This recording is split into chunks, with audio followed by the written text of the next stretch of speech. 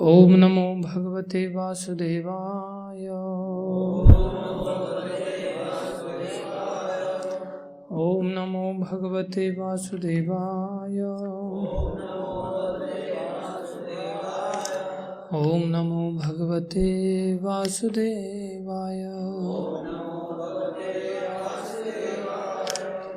नारायणं नमस्कृत्यं नरं चैव नरोत्तमं देवीं सरस्वतीं व्यासं ततो जयमुदीरये। नष्टप्रायेषु भद्रेषु नित्यं भागवत सेवया भगवति उत्तम श्लोके भक्तिर्भवति नैष्ठिकी। श्रीमद् भगवद गीता यथारूप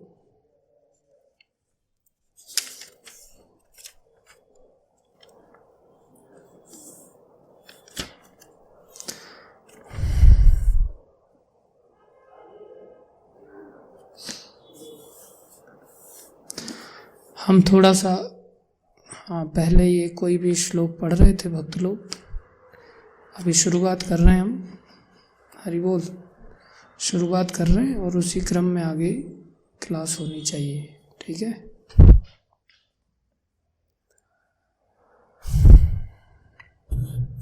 हम भूमिका पढ़ेंगे, थोड़ी भूमिका पढ़ेंगे, उसमें आपसे आशा करेंगे कि आपको कुछ समझ में आना चाहिए। बैठिए, आइए माता जी अंदर, और फिर हम भी कुछ बोलने का प्रयास करेंगे। भूमिका की शुरुआत प्रभुपाद जी लिख रहे हैं यहाँ से एक श्लोक के द्वारा। ओम अज्ञान तिमिरंधस्य ज्ञानंजन शलाकया चक्षुर उन्मीलितम येन तस्मै श्री गुरुवे नमः। श्री चैतन्य मनोभीष्टं स्थापितं येन भूतले स्वयं रूप कदा मह्यं ददाति स्वपदान्तिकम्। अनुवाद लिख रहे हैं, मैं घोर अज्ञान के अंधकार में उत्पन्न हुआ था और मेरे गुरु ने अपने ज्ञान रूपी प्रकाश से मेरी आंखें खोल दी। मैं उन्हें सादर नमस्कार करता हूँ। शील रूप गोस्वामी प्रभुपाद कब मुझे अपने चरण कमलों में शरण प्रदान करेंगे, जिन्होंने इस जगत में भगवान चैतन्य की इच्छा की पूर्ति के लिए प्रचार अर्थात योजना की स्थापना की है। आगे और श्लोक आ रहे हैं। वंदे हम श्री गुरु श्रीयुत पदकमलम श्री गुरुन वैष्णवांश श्री रूपम सागर जातम सहगना रघुनाथान्वितम तम सजीवम सद्वैतम सावधूतम परिजन सहितम कृष्ण चैतन्य देवम श्री राधा कृष्ण पदान सहगन ललिता श्री विशाखान्वितांश। अनुवाद। मैं अपने गुरु के चरण कमलों को तथा समस्त वैष्णवों के चरणों को नमस्कार करता हूँ। मैं शील रूप गोस्वामी तथा उनके अग्रज सनातन गोस्वामी एवं साथ ही रघुनाथ दास, रघुनाथ भट्ट, गोपाल भट्ट एवं शील जीव गोस्वामी के चरणों को सादर नमस्कार करता हूँ। मैं भगवान कृष्ण चैतन्य तथा भगवान नित्यानंद के साथ अद्वैताचार्य गदाधर, श्रीवास तथा अन्य पार्षदों को सादर प्रणाम करता हूँ। मैं श्रीमती राधा रानी तथा श्री कृष्ण को, श्री ललिता तथा श्री विशाखा सखियों सहित सादर नमस्कार करता हूँ। आगे और एक श्लोक आ रहा है। हे कृष्ण करुणा सिंधु दीन बंधु जगतपते गोपेश गोपीक कांत श्री राधा कांत नमस्तुते। अनुवाद। हे कृष्ण, आप दुखियों के सखा तथा सृष्टि के उद्गम हैं। आप गोपियों के स्वामी तथा राधा रानी के प्रेमी हैं। मैं आपको सादर प्रणाम करता हूँ। तप्त कांचन गौरंगी राधे वृंदावनेश्वरी वृषभानुसुते देवी प्रणमामि हरिप्रिय। अनुवाद: मैं उन राधा रानी को प्रणाम करता हूँ जिनकी शारीरिक कांति पिघले सोने के सदृश है, जो वृंदावन की महारानी है। आप राजा वृषभानु की पुत्री हैं और भगवान कृष्ण को अत्यंत प्रिय हैं। आगे और श्लोक आ रहे हैं। वांछा कल्पतरुभ्यश्च कृपा सिंधुभ्य एव च पतितानां पावनेभ्यो वैष्णवेभ्यो नमो नमः। मैं भगवान के समस्त वैष्णव भक्तों को सादर नमस्कार करता हूँ। वे कल्प वृक्ष के समान सबों की इच्छाएं पूर्ण करने में समर्थ हैं तथा पतित जीवात्माओं के प्रति अत्यंत दयालु हैं। श्री कृष्ण चैतन्य प्रभु नित्यानंद श्री अद्वैत गदाधर शिवासादि गौर भक्त वृंदा। मैं श्री कृष्ण चैतन्य प्रभु नित्यानंद श्री अद्वैत गदाधर शिवासादि समस्त भक्तों को सादर प्रणाम करता हूँ। हरे कृष्ण कृष्ण कृष्ण हरे हरे, हरे राम राम राम हरे। यहाँ तक प्रभुपाद जी मंगलाचरण का वर्णन कर रहे हैं।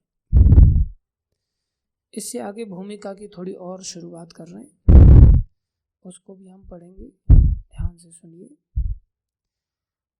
और मैं पूछूंगा क्या समझ में आया। भगवत गीता को गीतोपनिषद भी कहा जाता है। यह वैदिक ज्ञान का सार है और वैदिक साहित्य का सर्वाधिक महत्वपूर्ण उपनिषद है। निसंदेह भगवत गीता पर अंग्रेजी भाषा में अनेक भाष्य प्राप्त हैं, अतएव एक अन्य भाष्य की आवश्यकता के बारे में प्रश्न किया जा सकता है। इस प्रस्तुत संस्करण का प्रयोजन इस प्रकार बताया जा सकता है। हाल ही में एक अमेरिकी महिला ने मुझसे भगवत गीता में एक अंग्रेजी अनुवाद की संस्तुति चाही। निसंदेह अमेरिका में भगवत गीता के अनेक अंग्रेजी संस्करण उपलब्ध हैं, लेकिन जहाँ तक मैंने देखा है केवल अमेरिका ही नहीं अपितु भारत में भी उनमें से कोई पूर्ण रूप से प्रामाणिक संस्करण नहीं मिलेगा, क्योंकि लगभग हर एक संस्करण में भाष्यकार ने भगवत गीता यथारूप के मर्म का स्पर्श किए बिना अपने मतों को व्यक्त किया है।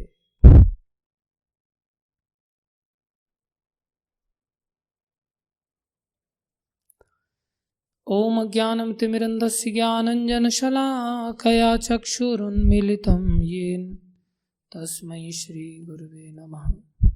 श्री चैतन्य मनोभीष्टं स्थापितं येन भूतले स्वयं रूप कदा मह्यं ददाति स्वपदान्तिकम्। ये वही श्लोक हैं जो अभी हमने यहाँ पढ़े थे। स्वयं रूप कदा मह्यं ददाति स्वपदान्तिकम्। वंदे हम श्री गुरु श्रीयुतापदकमलं श्री गुरुन् वैष्णवांश। श्री रूपं साग्रजातं सहगना रघुनाथान्वितं तं सजीवं साद्वैतं सावधूतं परिजन सहितं कृष्ण चैतन्य देवं श्री राधा कृष्ण पदान् सहगन ललिता श्री विशाखान्वितांश। हे कृष्ण करुणा सिंधु दीनबंधो जगतपते गोपेश गोपीकांत श्री राधा कांत नमस्तुते। तप्त कांचन गौरंगी राधे वृंदावनेश्वरी वृषभानुसुते देवी प्रणमामि हरिप्रिये। वाञ्छाकल्पतरुभ्यश्च कृपा सिन्धुभ्यैव च पतितानां पावनेभ्यो वैष्णवेभ्यो नमो नमः। जय श्री कृष्ण चैतन्य प्रभु नित्यानंद श्री अद्वैत गदाधर शिवासादि गौर भक्तवृंदा। हरे कृष्णा कृष्णा कृष्णा हरे हरे, हरे राम राम राम हरे हरे। हरे कृष्णा कृष्णा कृष्णा हरे हरे, हरे राम राम राम हरे हरे। हरे कृष्णा कृष्णा कृष्णा हरे हरे, हरे राम राम राम हरे हरे।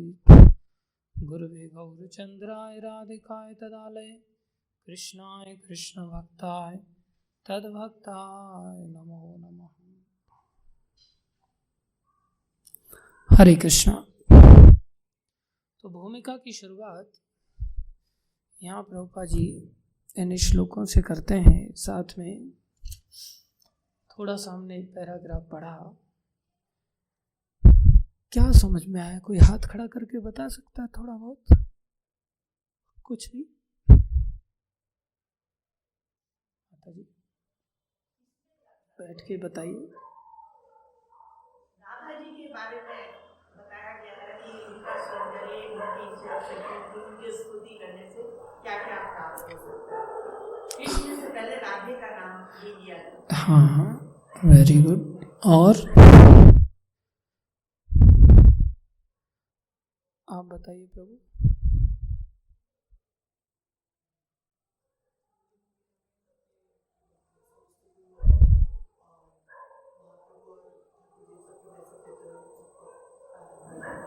Very good.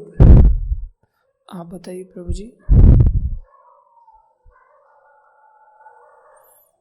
कुछ तो सुना होगा, अभी हमने पढ़ा था तब। भगवान की स्तुति करनी चाहिए, राधा रानी की, अच्छी बात है। माता जी आप बताइए।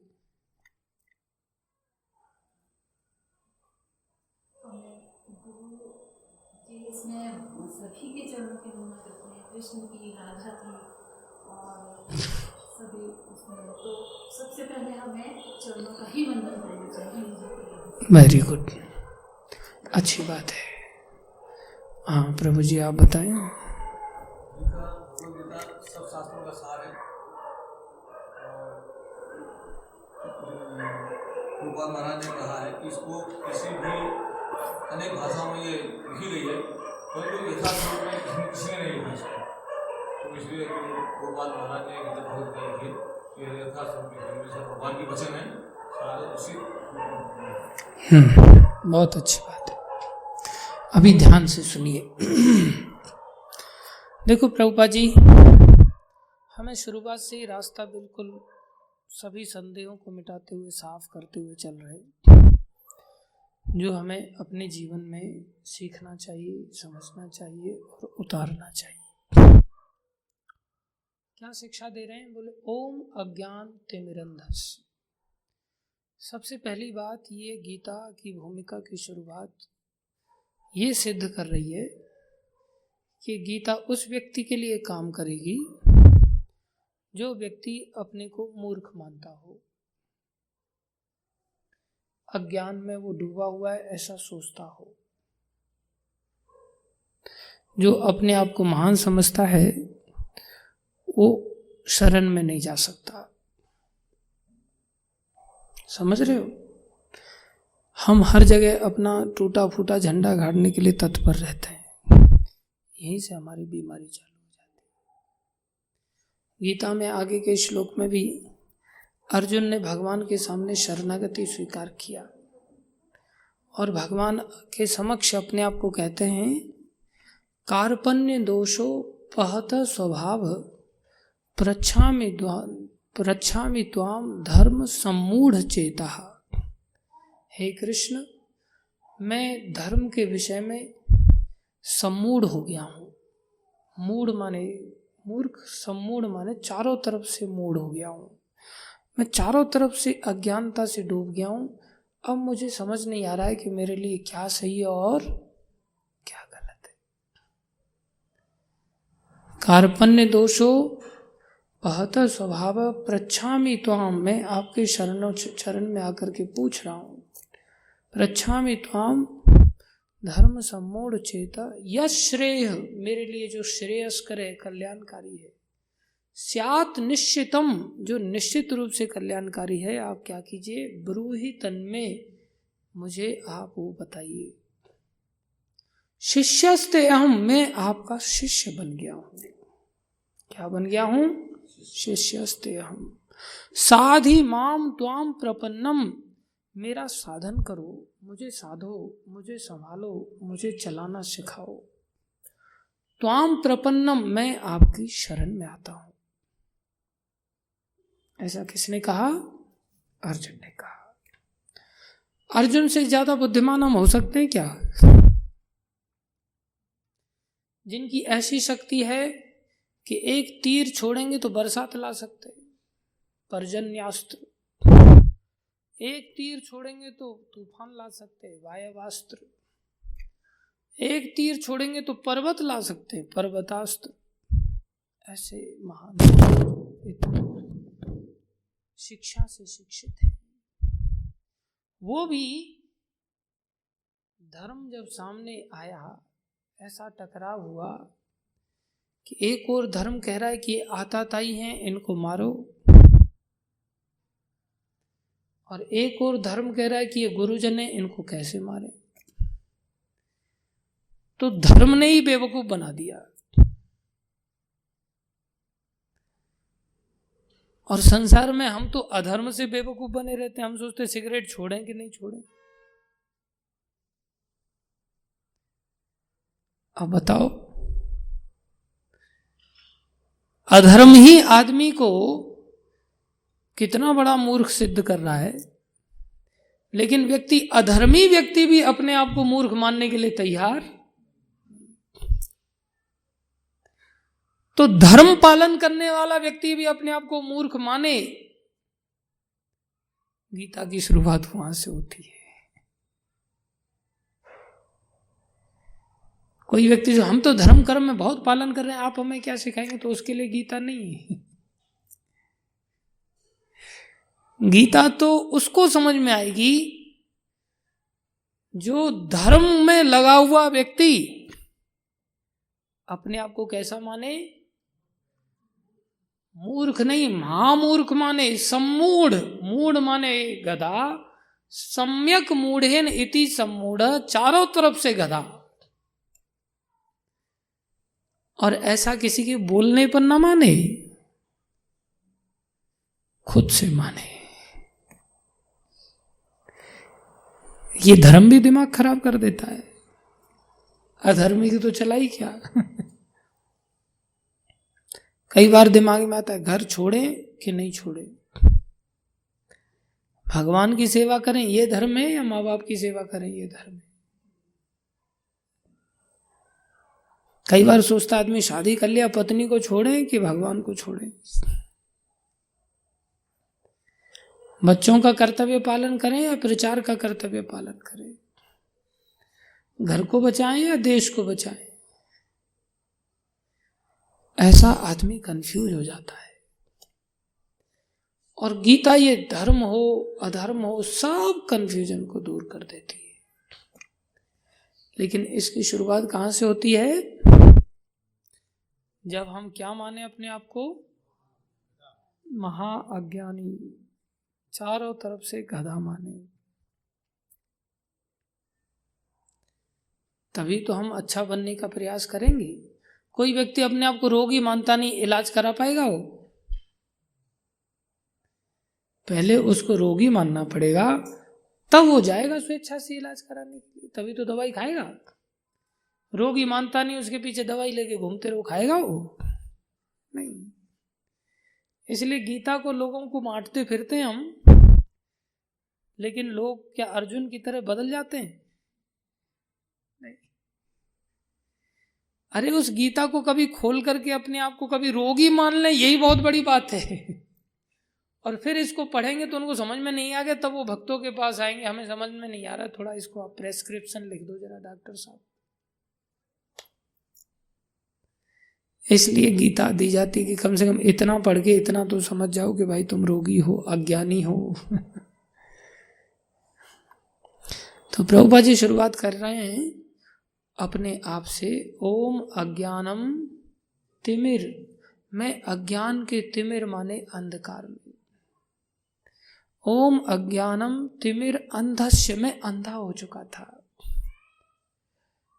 जैसे कुंभकर्ण भ्रातृ प्रेम में अंधा हो गया था और रावण के कहने पर राम जी से लड़ने चल पड़ा। अब सामने विभीषण दिखाई दिए उसको, तो वहां भी भाई का प्रेम जागृत हो गया, लेकिन बड़े भाई का प्रेम कुछ ज्यादा जागृत था। तो इतना अतिकाय शरीर था, उसने हाथ पे बिठा लिया उसको और सामने लाके ऐसे बात करने लग गया, भैया विभीषण गलती तो रावण की है और मुझे ये समझ में आ रहा है, लेकिन फिर भी मैं आसक्ति में अंधा हो गया हूँ। मुझे साथ तो उसी का देना पड़ेगा, इसलिए तू जान बचा के चला जा, मैं युद्ध तो रावण की ओर से ही लड़ूंगा। ऐसे हम सभी अज्ञान में क्या हो जाते हैं, अंधे हो जाते हैं। हम जानते हैं कि हमारे मन के कहने पर आज तक इतने वर्ष बीत गए, हम सुखी नहीं हुए, तो आगे मन के कहने पर कैसे सुखी हो जाएंगे। आज तक हमने भगवान के आदेशों को जाना नहीं और माना नहीं और पालन नहीं किया, लेकिन मन कहता आज तक सुखी नहीं हुआ, कोई बात नहीं, कल सुखी हो जाएगा। एक काम कर, तू इसके गाल पे थप्पड़ मार दे, बस इसको नीचा दिखा दे, इसकी चुगली कर दे, तेरे को बहुत सुख मिलेगा। लेकिन सुख नहीं मिलता। फिर भी हम वही करते हैं, क्योंकि हम कैसे हो गए, कैसे हो गए, अंधे हो गए। कैसे हो गए, इसलिए गीता यहाँ से शुरुआत हो अपने जीवन में भूमिका के माध्यम से प्रभुपाद जी कर रहे हैं कि ओम अज्ञान तिमिर अंधस्य, मैं अज्ञान के तिमिर माने गहरे अंधकार में, जिसमें कि आंखें तो हैं मेरे, लेकिन अंधेरा इतना ज़्यादा हो गया है कि मुझे हाथ से हाथ, अपना हाथ भी दिखाई नहीं दे रहा है। क्या आंखों से दिख नहीं रहा है? आंखों में देखने की क्षमता नहीं है, लेकिन अंधेरा इतना गहन है कि ये नहीं दिख रहा है कि उंगली कितनी है। हम कई बार आंखों पे अभिमान करते हैं, लेकिन ये आंखों को तभी देख सकती हैं जब इनको प्रकाश की सहायता दी जाए। अगर प्रकाश की सहायता खत्म कर दी जाए तो ये आंखें देखने की क्षमता रखते हुए भी कुछ नहीं देख सकती। तो दो प्रकार का अंधेरा होता है, एक तो संसारी प्रकाश का, Surya Prakash, torch light, headlight वगैरह, ये दुनिया भर की लाइट है, इससे अंधेरा छाता है। अंधेरे में क्या होता है, हम रास्ता भटक जाते हैं। कई बार हम चौक पे खड़े हो जाते हैं, पूछते हैं इधर जाएगा रास्ता, इधर जाएगा, इधर जाएगा, वहां भी हम चल नहीं पाते। तो अंधेरा होता है तो चलने में डर लगता है। ऐसे वहां क्या कारण है कि हम चौक पे खड़े, ना इस रास्ते को पकड़ पा रहे, ना इस रास्ते को पकड़ पा रहे। वहां कौन सा अंधेरा है? अज्ञानता का अंधेरा है। वहां कौन सा अंधेरा है? अर्थात अज्ञानता का अंधेरा भी हमें ऐसा ही किंग कर्तव्य मूड बना देता है। हमें समझ नहीं आता हमें क्या करना है और क्या नहीं करना है, भयभीत कर देता है, कौन से रास्ते पर चलूं। तो ये क्या है? अज्ञानता का अंधकार है। अब यहां प्रकाश कहां से आएगा? बोले गुरुजन शलाका, शलाका मतलब टॉर्च कह सकते हो आज के समय में। पहले वो मशाल होती थी, मशाल में तेल डालते थे, उसमें रस्सी बांधते थे, धीरे धीरे करके जलती थी वो, उससे लोग रास्ता देखते थे, उसको शलाका कहते हैं। बोले मेरे गुरुजी ने क्या किया, मैं अज्ञान के अंधकार में अंधा हो गया था। ओम अज्ञान तिमिर अंधस्य, मेरी आंखें काम नहीं कर रही थी। उन्होंने क्या किया, ज्ञान अंजन शलाकया, ज्ञान का ऐसा काजल लगाया, उससे प्रकाश निकला और मुझे शलाका की तरह सब चीजें दिखाई देने लगा। ऐसे गुरु को, ये तस्मै श्री गुरुवे नमः, मैं ऐसे गुरु को बारंबार प्रणाम करता हूं। समझ में आया? अर्थात गुरु वो प्लग है जिसके अंदर वो बोर्ड है जिसमें ऐसी लाइट आ रही है कि उसको हमने अगर अपना शरणागति का प्लग डाला तो एकदम से हमारी हैलोजन जल जाएगी। समझ में आया? तो गुरु किसकी तरह है? बोर्ड की तरह। किसकी तरह है? इलेक्ट्रिक बोर्ड की तरह। हमने शरणागति का प्लग डाला तो हमारी आंखों में लाइट जल जाएगी, अंधेरा दूर हो जाएगा। फिर कह रहे हैं कि भाई ये लाइट गुरुजी के पास कहां से आई? आजकल समाज में दुनिया भर के लोग अपने आप को बोर्ड कहने के लिए तैयार है, मेरे से लाइट ले लो, मेरे से लाइट ले लो, मेरे से लाइट ले लो। लेकिन लाइट का स्रोत आगे बढ़ नहीं रहा है, तो उस बोर्ड में लाइट कहां से आएगी? आजकल एक फैशन बन गया कि बोर्ड में प्लग डाल दो बस हो गया काम हमारा। नहीं, प्लग डालने से लाइट जले तो बोर्ड काम का है। लाइट जले नहीं, खाली डालने का आपने काम कर दिया तो फायदा क्या हुआ उसमें डालने से? इसलिए संसार में दुनिया भर के ऐसे बोर्ड बन के, गुरु बन के लोग घूम रहे हैं और भोली भाली जनता उनकी शरणागति का प्लग डाल दे रही है उनमें, लेकिन लाइट जल नहीं रही है। इसलिए ये ध्यान देना जरूरी है कि उस प्लग तक लाइट पहुंच रही है या नहीं पहुंच रही है। इसलिए वो लाइट ऊपर कनेक्शन से कनेक्ट होनी चाहिए। समझ रहे हो? तो वो कनेक्शन कौन है? बोले वो खंबा है। उसके बाद और आगे बढ़ेंगे, थोड़ी लाइन आगे बढ़ेगी, फिर एक और खंबा आएगा, फिर और आगे लाइन बढ़ेगी, फिर एक और खंबा आएगा, फिर और आगे बढ़ेगी, फिर एक और खंबा आएगा। समझ रहे हो? बीच बीच में डीपी आएगी, फिर वो और आगे बड़े वायर जाएंगे, फिर आगे चल करके पावर स्टेशन आएगा, वहां इलेक्ट्रिसिटी बन रही है भाई। तो ये सब खम्भों का अपना रोल है या नहीं है? कि केवल बोर्ड का ही रोल है? खम्भों का भी रोल है। इसलिए अब क्या कर रहे हैं प्रभुपाद जी? ये गुरुजी मेरे जो गुरुदेव हैं, जिन्होंने मुझे ऐसी शक्ति दिया, इन्होंने कहां से पाई ये लाइट? अपने गुरु से। उन्होंने कहां से पाई?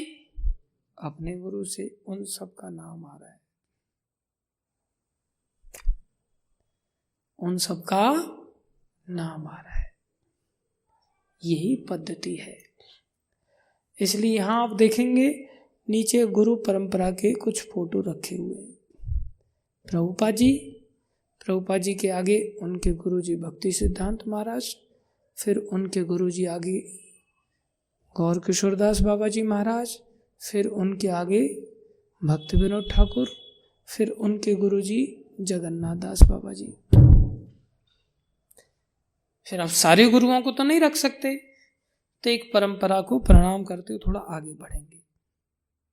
फिर बीच में एक ट्रांसफॉर्मर आएगा जिसने बहुत बड़ा काम किया है। फिर वहां 6 गोस्वामी आ गए जिन्होंने लुप्त वृंदावन को प्रकट किया था। फिर वो 6 गोस्वामियों का फोटो आ गया। फिर थोड़े और आगे बढ़ेंगे तो स्वयं भगवान की अवतार चैतन्य रूप में जो आए अपने पार्षदों के साथ, वो भी बहुत बड़ा योगदान दिया उन्होंने, मेन पोल है, इसलिए उनका भी फोटो रखा गया। ऐसे करते करते ऊपर जा रहे हैं हम, ये क्रम है। तो क्या कह रहे हैं? फिर वंदे हम श्री गुरु, ये गुरुदेव को मैं प्रणाम करता हूँ। श्री युत पद कमलम, उनके चरण कमलों में मैं बारंबार प्रणाम करता हूँ। श्री गुरुन वैष्णवांश, जो अन्य वैष्णव हैं उन सबको मैं प्रणाम करता हूँ। श्री रूपम, जो 6 गोस्वामियों में वैष्णवों में हम आगे बढ़े तो ऐसे बहुत वैष्णव हुए, उनमें अंततः रूप गोस्वामी के पास पहुंचे जो 6 गोस्वामियों में से एक है। स अग्रजातम, अग्रज माने उनके बड़े भाई सनातन गोस्वामी। सहगन रघुनाथान्वितम, 2 रघुनाथ हुए, रघुनाथ भट्ट, रघुनाथ दास, 6 गोस्वामियों में से उनको भी मैं प्रणाम करता हूँ। तम सजीवम, स और साथ में जीव गोस्वामी आदि, गोपाल भट्ट गोस्वामी, उन सब के चरणों में प्रणाम करता हूँ। स अद्वैतम, अद्वैताचार्य जो पंच तत्व हुए चैतन्य महाप्रभु के अनुयायी। स अवधूतम, अवधूत वेश धारण करने वाले नित्यानंद प्रभु जो बलराम जी के अवतार हैं।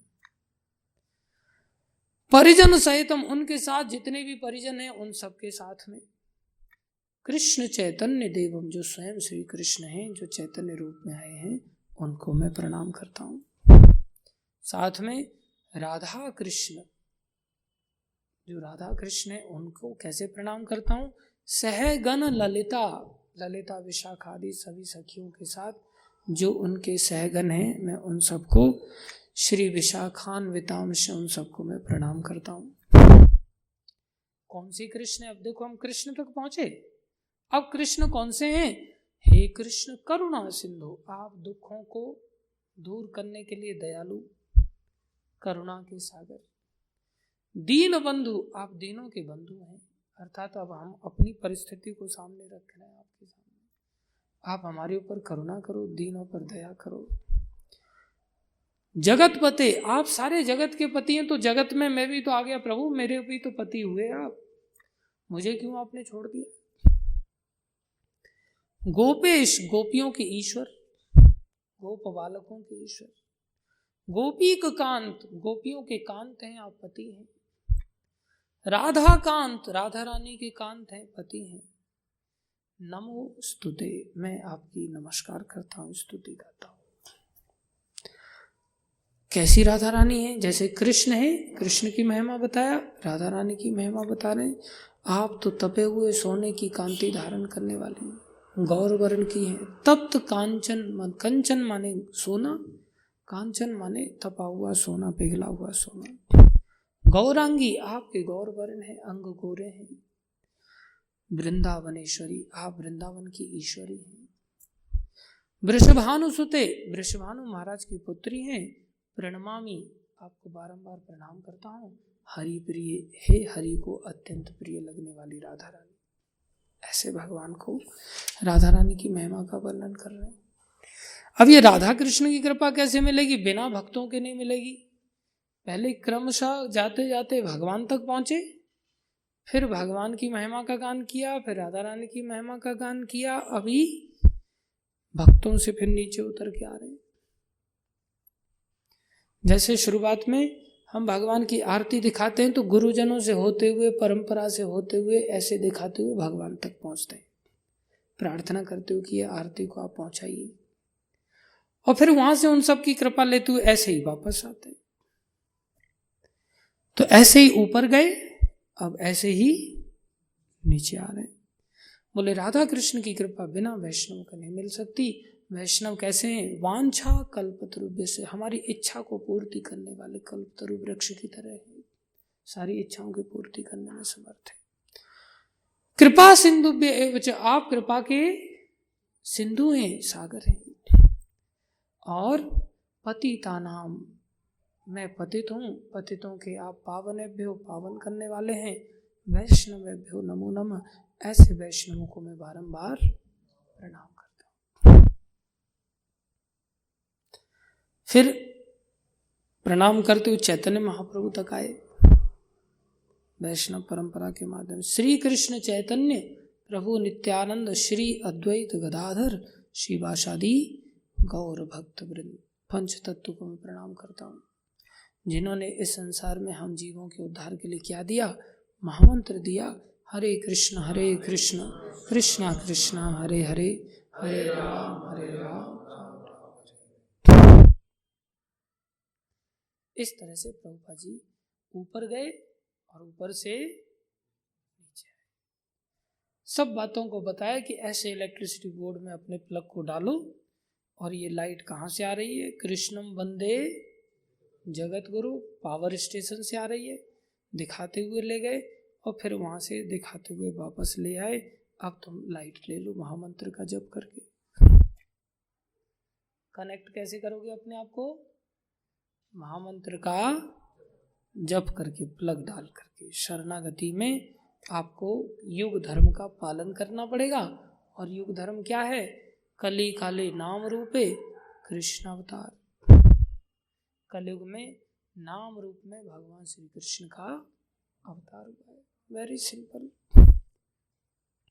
तो हम नाम रूप के माध्यम से क्या करते हैं, अपने आप को कनेक्ट करें। अब बहुत सारे लोग नाम जपते हैं संसार में, कीर्तन करते हैं, पाठ करते हैं, लेकिन उनके पोल है ही नहीं, आगे पोल है ही नहीं, वायर है ही नहीं।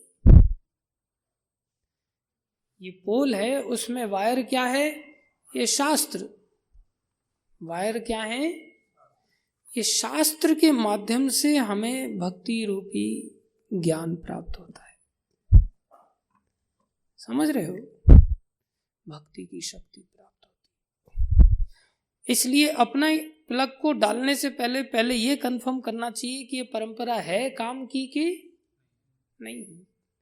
ये कितने पोल तक आगे गई है, ये जाते जाते कृष्ण तक पहुंची है या नहीं पहुंची।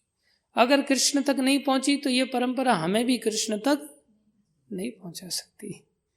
अगर ये परंपरा कृष्ण तक पहुंची है तो हमें भी पहुंचा देगी। Very simple. इतना समझ में आ रहा है। अब होता क्या है, आप कहीं भी पंथ वगैरह में जाएंगे, मिशन में जाएंगे, तो कोई व्यक्ति यही घोषणा करता है हमारी परंपरा श्रेष्ठ है, हम श्रेष्ठ हैं। नहीं, हर व्यक्ति अपनी ढपली तो बजाता ही है। भक्त उसको कहते हैं जो सत्य है वो शास्त्र से बोले। कहां से बोले, शास्त्र से बोले। तो शास्त्र कहता है ऐसे संसार में मात्र 4 परंपराएं हैं। कितनी परंपराएं हैं, 4। इस्कॉन में भक्त ये नहीं कहते कि आप हमसे ही जोड़ो। एक परंपरा ब्रह्मा जी से आती है, जो हमारी परंपरा है, जिसमें भगवान कृष्ण ब्रह्मा जी को ज्ञान देते हैं और आगे बढ़ती है परंपरा। एक परंपरा शिव जी से आती है, जिसको रुद्र संप्रदाय कहते हैं, जिसमें भगवान कृष्ण शिव जी से शुरुआत करते हैं ज्ञान की। एक परंपरा लक्ष्मी जी से आती है, उसको श्री संप्रदाय कहते हैं, जिसमें शुरुआत भगवान लक्ष्मी जी से करते हैं। एक परंपरा ब्रह्मा के 4 पुत्रों से आती है, सनक, सनातन, सनत और सनंदन। वो भी एक प्रामाणिक परंपरा, उसे कुमार संप्रदाय कहते हैं। ऐसे 4 परंपराओं से प्राप्त ज्ञान ही हमें भगवान से मिला सकता है। तो हम ये नहीं कहते कि आप केवल हमसे जुड़ो। हाँ, 4 में से किसी एक से जुड़ो। चारों में आप जाओगे तो खिचड़ी पक जाएगी। जैसे आप अगर इंजीनियरिंग करने जाओ तो आज इस कॉलेज में, कल दूसरे कॉलेज में क्लास करेंगे, कल तीसरे कॉलेज में क्लास करेंगे, तो कहीं पहुंचेंगे हम? नहीं पहुंच सकते। कुछ समझ में नहीं आएगा। पहले सोच लो कौन से कॉलेज को ज्वाइन करना, ज्वाइन करने के बाद उसमें अच्छी पढ़ाई करो, बात खत्म, पास हो जाओ। सिंपल। तो संसार में प्राय लोग अपनी अपनी ढपली बजाते हैं। हमने ऐसे ढपली बाजों से बच के रहना है। इसलिए प्रभुपाद जी यहां पर आखिर आगे में तात्पर्य में बता रहे हैं कि ये गीता को ही क्यों दिया गया। बोले विदेशों में तो गीता के कई सारे संस्करण उपलब्ध हैं अंग्रेजी में, फिर ये नया संस्करण लिखने की क्या जरूरत थी। बोले इसलिए जरूरत थी कि भाष्यकारों ने अन्य गीताओं में अपने मतों को प्रस्तुत किया है, व्यक्तिगत मतों को प्रस्तुत किया है। भगवान का जो मत यथारूप में था उसको उन्होंने नहीं दिया, उसको उन्होंने नहीं दिया। इसलिए इस संस्करण की आवश्यकता थी, इसलिए इसको दिया गया है। इसलिए इस गीता का नाम क्या रखा गया, भगवत गीता यथारूप। आज जब यथारूप में थी तो जैसे अर्जुन के जीवन में काम किया इसने, तो लोगों के जीवन में इस गीता ने काम करके दिखाया। इसलिए मोदी ने सारे संसार में इस गीता को बांटा और लोगों को कहा कि भाई इससे बड़ा गिफ्ट मेरे पास देने के लिए नहीं है और इससे बड़ा गिफ्ट तुम्हारे पास लेने के लिए नहीं है। उसने बाकियों की गीता क्यों नहीं बांटी, यही क्यों बांटी। राजनेता लोग तो सबको खुश करने में लगे रहते हैं। वो इसलिए क्योंकि ये गीता ने अपना परिचय पहले दे रखा है। ये गीता को जब हिप्पियों ने पढ़ा तो हिप्पी लोग हैप्पी बन गए। ये गीता ने गए गुजरे लोगों को बदल दिया। शराब को पानी की तरह पीने वाले वो चाय कॉफी तक छोड़ दिए, गाय के मांस को गाजर की तरह खाने वाले लहसुन प्याज छोड़ दिए। व्यभिचार कुत्ते बिल्ली की तरह करने वाले वो सन्यासी और ब्रह्मचारी बन गए। सुबह से शाम तक झूठ बोलने वाले, शास्त्रों में कभी नहीं मानने वाले, वो सुबह 4 बजे उठने लग गए और शास्त्रों को सुबह सुबह पढ़ने लग गए। ये चमत्कार किसने किया?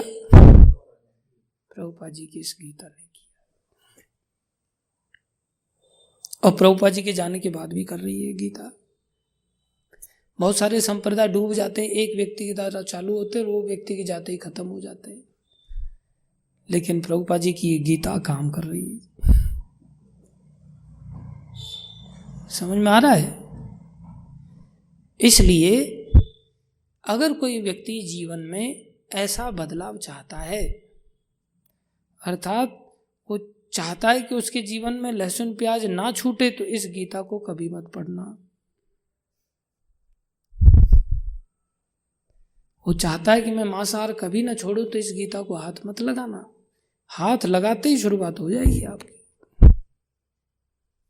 इतनी पावरफुल है। आपने अगर मन बना लिया कि मेरे को झूठ पे ही जीना है, झूठ ही लेना है, झूठ ही देना है, झूठ चबेना, अगर आपने झूठ को चबेना बना रखा है, लेना देना बना रखा है, नाश्ता पानी भोजन सब झूठ बना रखा है, तो इस गीता को हाथ मत लगाना भाई, नहीं तो आपका झूठ चला जाएगा। भूल के भी कभी गीता क्लास में आके मत बैठना, नहीं तो इसका असर आपकी इच्छा के खिलाफ होना चालू हो जाएगा। किसी ने सोच के रखा है कि मेरे को गर्लफ्रेंड बॉयफ्रेंड करते रहना है मरते दम तक, वो गीता को हाथ न लगाए इसको, नहीं तो धर्मात्मा बन जाएगा जल्दी। किसी ने सोच के रखा है कि मेरा संबंध मेरा नाता तो यमदूतों के साथ ही है, और वही मुझे लेके जाने वाले, फिक्स हो गया है पहले से ही, सगाई पक्की हो गई है, तो वो गीता को हाथ ना लगाए, नहीं तो उनका संबंध टूट जाएगा, विष्णु दूतों के साथ नाता हो जाएगा उसका। ये गीता इतनी खतरनाक वाली है। भक्त लोग तो अपना साम्राज्य बढ़ाना चाहते हैं, इसलिए जगह जगह गीता बांटते रहते हैं, लेकिन हमारी आंखें थोड़ी फूट गई हैं। हमें इतना जल्दी भगवान के धाम में क्यों जाना? नरक के मजा लेंगे हम। जो नरक के आनंद लेना चाहता है, 84 लाख योनियों के आनंद लेना चाहता है, अर्थात दर दर भटकना चाहता है, सब गटरों में घूमना चाहता है, तो उसको इस गीता को नहीं छूना चाहिए। और जो ऐसा नहीं करना चाहता भाई, उसको तो गीता प्राण बनानी पड़ेगी फिर।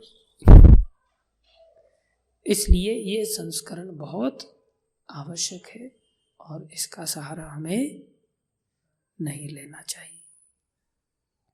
नहीं लेना चाहिए। क्या करना चाहिए? लेना चाहिए। कभी कभी या हमेशा के लिए? हमेशा के लिए लेना चाहिए। और ये इतना शक्तिशाली है, सारे वैदिक शास्त्रों का निचोड़ है, इतना शक्तिशाली। इसलिए 2 ग्रंथ बहुत पावरफुल है, भगवत गीता और भागवतम। बस, बाकी तो सब ऐसा ही है। हमने आज गीता की शुरुआत कर दी है। भूमिका हम पढ़ रहे हैं, इसमें से ओम अज्ञानम तिमिरन्धस्य हो गया है, और पहला श्लोक हो गया, पहला पैराग्राफ हो गया। आगे से उसी सीक्वेंस में चालू रखना फिर, ठीक है? कोई दूसरा ले तो उसको बता देने का यहाँ विषय चल रहा है, और ध्यान में रखना, और बाकी लोगों को भी ध्यान में रखवाना, ठीक है? समझ में आया सबको? धन्यवाद आप सभी का धैर्यपूर्वक श्रवण करने के लिए। कोई प्रश्न किसी का तो पूछ सकता है।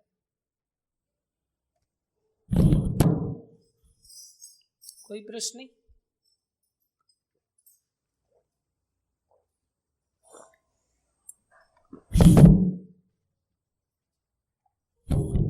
आओ फिर गीता का। हाँ प्रभु जी।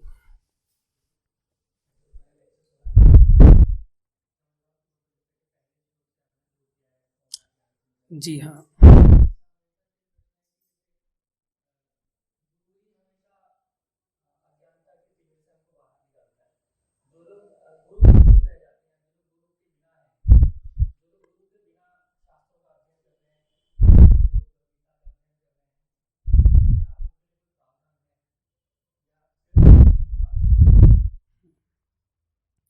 देखिए, मार्ग तो एक ही है,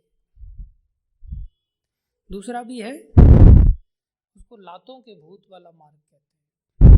दो प्रकार के भूत होते हैं, एक बातों के भूत, एक लातों के भूत। तो कुछ लात खा के सुधरते हैं, लेकिन अंत में बातें तो उनको भी सुननी पड़ती है। प्रेम से नहीं सुन लेता, गुरुजनों के माध्यम से नहीं सुनता, तो उसको लातें खा करके आना पड़ता है। कोई दूसरा अल्टरनेट नहीं है। क्या दुनिया में किसी को भी सुधारने के लिए प्यार से या डंडे से? इसमें प्यार में और डंडे में थोड़े से और एक्सपांशन हो जाते हैं, उसको कहते हैं साम दाम दंड भेद। कितनी भी पॉलिसी अपनाओ, कुल मिलाकर के बॉइल्ड आउट होने के बाद इसी जगह पे आना पड़ता है। किसी को कहो कि भाई तुम जो है ज्ञानी बनो या जिज्ञासु बनो या अर्थार्थी बनो या आर्त बनो, किसी भी रीति से भगवान की शरण में आओ, लेकिन स्टेप तो आगे चल करके वही आनी है। आर्त भी भक्त है, अर्थार्थी भी भक्त है, जिज्ञासु भी भक्त है, लेकिन किसी में खटास ज़्यादा है, किसी में खटास थोड़ी कम है, किसी में थोड़ी और कम है। और जो ज्ञानी भक्त है वो मीठा आम है, बाकी सब कच्चे आम है। आम तो आम है, लेकिन वही आम अगर पकेंगे तो वो चल करके वही मिठास उसी स्तर पे आएगी। ऐसे ही वास्तव में हमें भगवत प्राप्ति करनी है तो कोई दूसरा उपाय, कोई दूसरा उपाय नहीं, केवल एक ही उपाय है, वो है भगवान की भक्ति। और भक्ति भक्तों से प्राप्त हो सकती है, और किसी से नहीं। भगवान ही देते हैं, भक्ति के दाता भगवान ही है, लेकिन भक्तों के माध्यम से देते हैं। उन्होंने स्वयं को भक्तों के माध्यम में सौंप रखा है, इसलिए दूसरा उपाय नहीं। आज करो, 10,000 जन्मों बाद करो, कोई ऐसी इमरजेंसी नहीं है। इस सृष्टि काल में नहीं कर पा तो कोई बात नहीं, आगे फिर सृष्टि होगी, चिंता की बात नहीं। जब हमारा पेट भर जाए तब हम आ सकते हैं, ऐसा है, आना ही पड़ेगा। और कोई प्रश्न है आपका?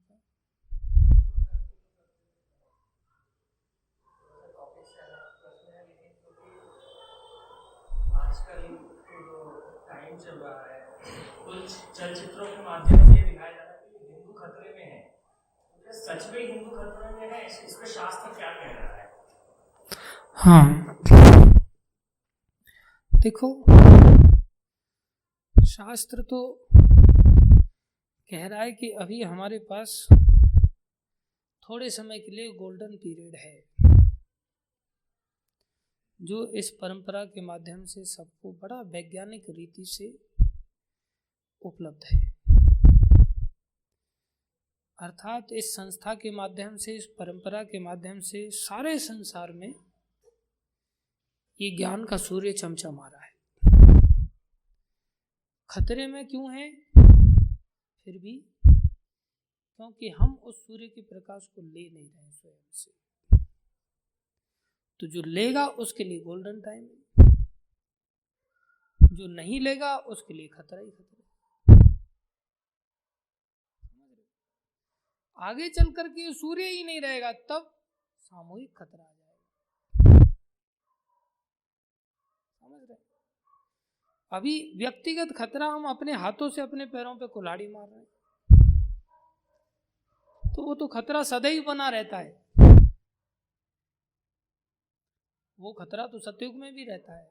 जब आदमी खुद से कुएं में गिरना चाहता है तो उसको तो खतरा ही खतरा है ना। वर्तमान में आचार्यों की दया से अभी ऐसा खतरा नहीं है। प्रभुपाद जी शास्त्र के द्वारा हमें समझा रहे हैं कि ये जो 10,000 वर्ष का जो समय है, ये समय अपने उद्धार करने के लिए सबसे उत्तम समय है। खतरा उनके लिए जो इस समय का लाभ नहीं ले रहे। इस सूर्य के प्रकाश का लाभ नहीं ले रहे।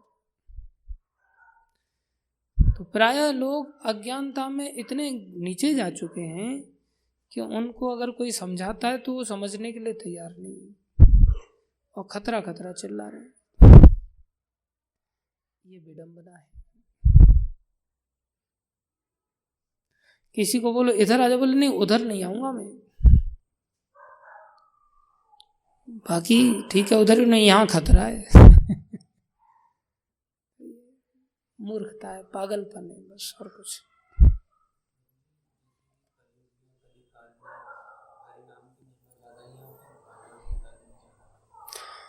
हरि नाम में, भगवतीता में, इनमें कोई अंतर नहीं है। कलयुग में ये सब चीजें भगवान का ही रूप है। कलयुग में भागवत ने आश्रय लिया, भागवत में धर्म ने आश्रय लिया है और ये भागवत भगवतीता ही है। भगवतीता का ही प्रैक्टिकल फॉर्म है भागवतम। इसलिए कलयुग में भागवतम में नाम की ही महिमा का गान किया है। तो नाम जपें या नाम की महिमा का श्रवण करें, कोई अंतर नहीं है। नाम के बारे में ही सारे उपदेश दिए हैं भगवतीता में, तो नाम की चर्चा हो रही है। नाम की महिमा जब बताई जाए तो क्या नाम भगवान के बिना एग्जिस्ट कर सकता है? तो नाम क्या है? भगवान। और गीता क्या है? भगवान। हाँ, दोनों ही सभी एक दूसरे से जुड़े हुए अभिन्न हैं। गीता क्या है? भगवान। नाम क्या है? भगवान। समझ रहे हो? तो ये सभी एक दूसरे के पूरक हैं। जैसे पूछा जाए तुम्हारा मकान क्या है, कहाँ है? बोले बिजली घर के सामने। बिजली घर कहाँ है? बोले मेरे मकान के सामने। बोले दोनों कहाँ है? बोले आमने सामने। दोनों एक दूसरे के पूरक हैं। ठीक है प्रभु जी, और कोई प्रश्न किसी का?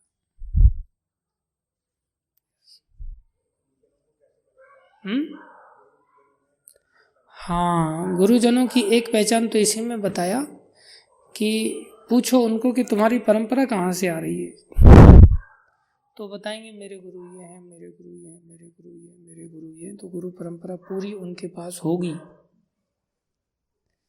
तो पहली पहचान तो यही है कि वो परंपरा के अंतर्गत आने चाहिए। फिर अन्य पहचानें आती हैं। अन्य पहचान क्या आती है? अन्य पहचान आती है कि गुरु को ब्रह्मनिष्ठ होना चाहिए, भगवान के ऊपर पूर्ण निर्भर होना चाहिए। गुरु को शास्त्रों के ज्ञान में निपुण होना चाहिए, जिससे शिष्य के सभी संशयों का छेदन कर सके। गुरु को भगवान विष्णु का, कृष्ण का भक्त होना चाहिए किसी भी हालत में, तभी वो ब्रह्मनिष्ठ होगा। और गुरु परंपरा में होना चाहिए। ये मुख्य रूप से कुछ योग्यताएं हैं, और योग्यताएं भी शास्त्रों में बताई हैं कि उसका वाचो वेगम, मनसा क्रोध वेगम, जीवा वेगम, उदर उपस्थ वेगम, ये 6 वेगों को वश में करने वाला होना चाहिए। बोलने का वेग उसकी कंट्रोल में होना चाहिए, मन का वेग कंट्रोल में होना चाहिए, क्रोध का वेग कंट्रोल में होना चाहिए, उदर का वेग कंट्रोल में होना चाहिए, जनन इंद्रियों का वेग कंट्रोल में होना चाहिए, जीवा का वेग कंट्रोल में होना चाहिए। ये नहीं कि लालची हो, मेरे लिए ये आइटम लाओ, ये आइटम लाओ। तो ऐसा जो 6 वेगों को नियंत्रित करने वाला हो, वो सारी धरती पर शिष्य बना सकता है। सर्वाम अपीमाम पृथ्वीम सशिष्यात्, ये गुरु की योग्यता है। और सबसे बड़ी योग्यता है जय कृष्ण तत्ववेत्ता से ही गुरु होए। जो कृष्ण को जानता है वो गुरु है, जो कृष्ण को नहीं जानता वो गुरु नहीं। कृष्ण तत्व को जानने वाला ही गुरु है। समझ में आया? और कुछ? हाँ प्रभु जी।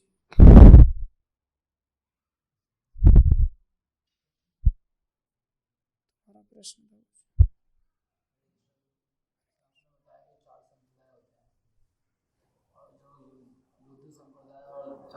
संप्रदाय जो होता है उसमें मतलब किस चीज़ की तपस्या वो लोग करते हैं? हाँ, अच्छा प्रश्न है। ये चारों संप्रदाय भगवान कृष्ण से जब मिलाने की बात कर रहे हैं तो ये चारों के चारों संप्रदाय कृष्ण आराधना ही सिखाते हैं। ब्रह्म संप्रदाय में भी राधा कृष्ण की आराधना सिखाई जाती है, कुमार संप्रदाय में भी राधा कृष्ण की आराधना सिखाई जाती है, रुद्र संप्रदाय में जो शिव जी से आता है उसमें लड्डू गोपाल जी की आराधना सिखाई जाती है, और जो श्री संप्रदाय है उसमें लक्ष्मी नारायण की आराधना सिखाई जाती है, या सीताराम की आराधना सिखाई जाती है, या राधा कृष्ण की आराधना सिखाई जाती है। इनमें कोई अंतर नहीं है। ये चारों संप्रदाय भगवान कृष्ण की ही आराधना सिखाते हैं। श्री संप्रदाय का प्रचार प्रसार रामानुजाचार्य ने किया, जो दक्षिण भारत में पाया जाता है प्राय, जहाँ पद्मनाभ गोस्वामी और अनेकों मंदिर हैं भगवान के। जो रुद्र संप्रदाय है उसमें वल्लभाचार्य एक आचार्य हुए, जिन्होंने विष्णु स्वामी भी उसमें आचार्य हुए, जो गुजरात में पाया जाता है, जो हवेली आदि के नाम से भी जाना जाता है, जहाँ लड्डू गोपाल जी की सेवा सिखाई जाती है। उसका मंत्र है श्री कृष्ण शरणम मम। जो रुद्र ये निम्बार्क संप्रदाय, जिसको कुमार संप्रदाय भी कहते हैं, उसके निम्बार्क आचार्य हुए, उसमें राधा कृष्ण की सेवा सिखाई जाती है और उसका मंत्र राधे कृष्ण कृष्ण कृष्ण राधे राधे, राधे श्याम श्याम श्याम राधे।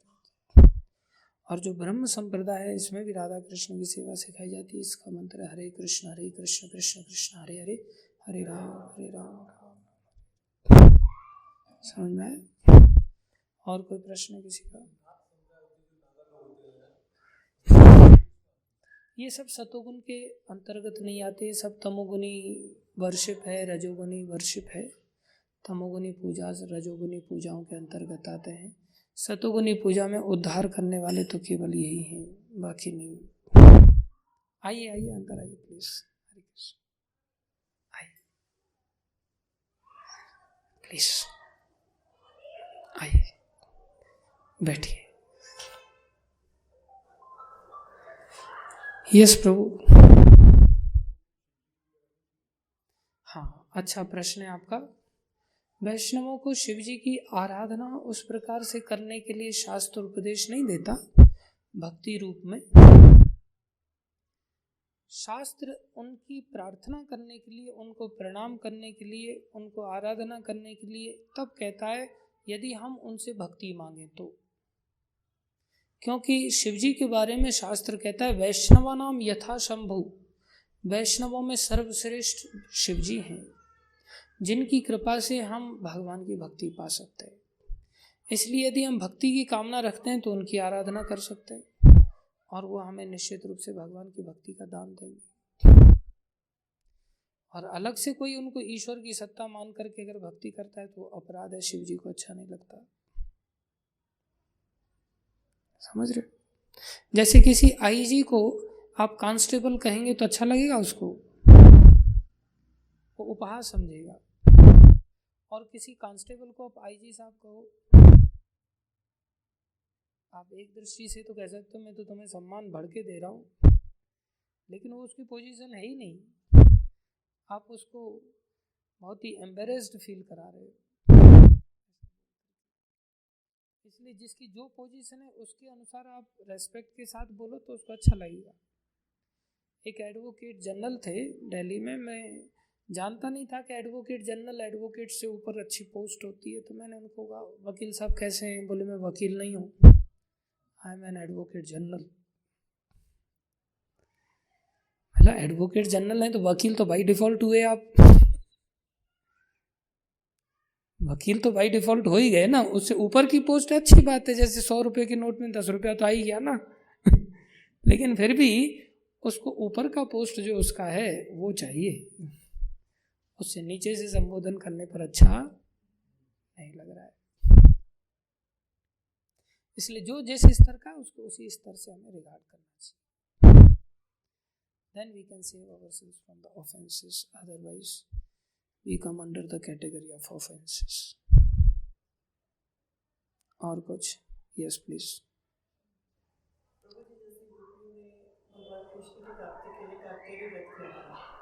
तो क्या जैसे नवरात्र आते हैं तो क्या वैष्णव भी कोई नवरात्र का पालन कर सकते हैं? हाँ, ये अच्छा प्रश्न है आपका।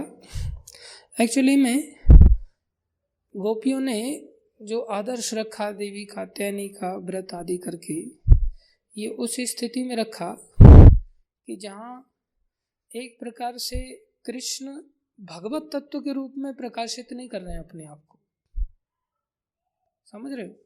कृष्ण एक साधारण ग्वाले के रूप में ब्रज में प्रकाशित कर रहे हैं अपने आप को। इवन यशोदा मैया के सामने भी कृष्ण ये नहीं प्रस्तुत कर रहे हैं कि मैं भगवान हूँ, तो अपने नंद के पुत्र के रूप में प्रस्तुत कर रहे हैं। तो ये नहीं कह रहे हैं कि मैं नारायण का भी बाप हूँ। तो मैया यशोदा चिंतित हो जाती है और क्या कहती है, बोले मेरे लाला को कहीं नजर न लग जाए, इसलिए हाँ सत्यनारायण की पूजा करवाओ भाई।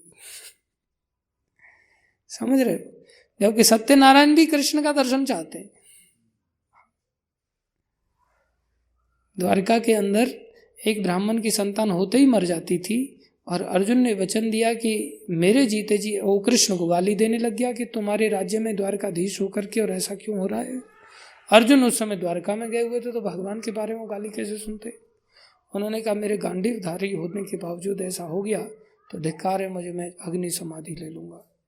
अब ये संतान होते ही आपकी नहीं मरी और होते ही मर गई। उसने बाणों का कवच लगा दिया था, फिर भी संतान गायब हो गई। और समाधि लेने लगे, भगवान को आना पड़ा, भैया समाधि क्यों ले रहे हो, हम लेके आते हैं संतान को वापस। भगवान रथ पर आरूढ़ करके अर्जुन को लेकर के गए और सुमेरु आदि पार करते हुए, सब लोगों को पार करते हुए अंत में वैकुंठ पहुंचे। वहां जाकर के नारायण भगवान के सामने जब पहुंचे तो प्रणाम करने लगे। बोले कि उस ब्राह्मण का पुत्र का, बोले मैं लेके आया था, मेरी इच्छा हो रही थी आपके दर्शन पाने की, मेरी इच्छा हो रही थी आपके दर्शन पाने की। बाकी किसकी मजाल थी जो अर्जुन के साथ चैलेंज कर सकता था। अर्जुन ने तो शिवजी के साथ भी युद्ध करके शिवजी को प्रसन्न किया है, कोई देवता भी खड़े नहीं रह सकते थे, ऐसे सामर्थ्यशाली थे। तो नारायण भी उनकी इच्छा चाहते हैं, लेकिन क्या है, समाज में भगवान जब नरलीला करते हैं तो ये प्रदर्शित नहीं करते कि मैं भगवान हूँ। अगर ऐसा प्रदर्शित करते हैं तो रस भंग हो जाता है, माता को वात्सल्य भाव का आनंद नहीं मिलेगा। तो उस समय में सभी देवी देवताओं की आराधना उसी दृष्टि से की जा रही है। इसलिए हम लोगों को स्पेशली वैष्णव आराधना की पद्धति को अपनाना चाहिए। वैष्णवों के माध्यम से हमें भगवान की प्राप्ति बड़ी शीघ्र हो सकती है। बाकी जापे कृपा राम की होई, तापे कृपा करे हर कोई। अलग से आराधना की क्या जरूरत है। जड़ भरत जी ने काली माता की आराधना नहीं की थी। जड़ भरत जी को काली माता के भक्त उठा के ले गए बलि चढ़ाने के लिए, और जड़ भरत जी चले गए, चढ़ा लो भाई, भक्त तो बिंदास होते हैं। ले गए, काली माता के खुद के भक्त जब उनको बलि चढ़ाने के लिए तत्पर हुए, गड़सा चलाने लगे, उसी समय काली माता के अंदर इतना ताप बढ़ा कि उनकी मूर्ति फट गई, और मूर्ति को फाड़ करके काली माता प्रकट हुई और खड़ग लेकर के अपने ही भक्तों के सर काट दिए और उनको गेंद लेकर के उछालने लगी, क्योंकि वो भगवान कृष्ण के भक्त हैं। भक्त अपराध को शंकर जी भी नहीं सह सकते, इसलिए भक्त से बड़ी सत्ता कोई नहीं हो सकती। भक्तों को किसी से सहायता मांगने की आवश्यकता नहीं है। बाकी भक्त विनम्र इतना होता है कि चींटी का भी सम्मान करता है। ये नहीं कि भक्त सीना तान करके चले, किसी को गिने ही नहीं, प्रणाम सबको करता है। भक्ति में अनन्य होकर श्री कृष्ण की करता है या भगवान के शुद्ध भक्तों की करता है। समझ में? और कोई प्रश्न किसी का?